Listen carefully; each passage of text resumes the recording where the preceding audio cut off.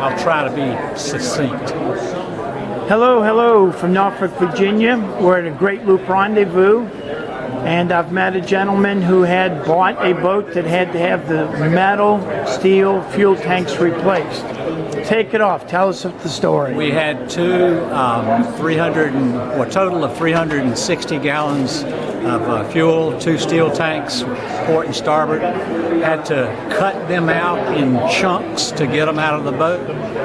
Then had 4 aluminum tanks fabricated that would fit through the door of the boat, and installed the new aluminum tanks, replumbed everything, new fuel control panel, new fuel gauge system, and we're very pleased with the new system. It's already full of fuel, and it holds the fuel, and that's good.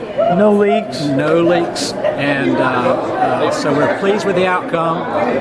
We're not pleased with the high cost and the length of time that it was in the yards. Without any hard numbers, can you give us an estimate of how much money and how much time? Probably the total replacement cost was upwards of $30,000, and the time on the hard was 15 months. Oh! And certainly that was also a factor from COVID, but the yard was not a very fast yard at all. And so we wouldn't do business there again. Did they have to pull the engine out? No, did not have to move the engines. So they lifted up a bunch of floor panels? Lifted up all 3 floor panels to get to everything. And the single engine was stayed in place, and the generator stayed in place. But a lot of batteries had to be moved, and water pumps and hot water heater, all of that had to be shifted, but it was all doable, and so. So what's your advice if somebody's looking at a used boat with rusted tanks? Oh, if they're rusted, make sure you allow for that in your purchase price.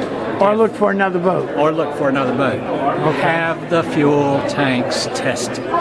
Make sure they are pressure tested and inspected to the maximum extent that you possibly can. Great. Thank you for this. This will save a lot of people, a lot of money, and a lot of headaches down the road. Good luck. Okay, great. Thank you. And let me close with my advertising sign right there. If you have any questions about boat buying, do-it-yourself repairs, ask Captain Chris.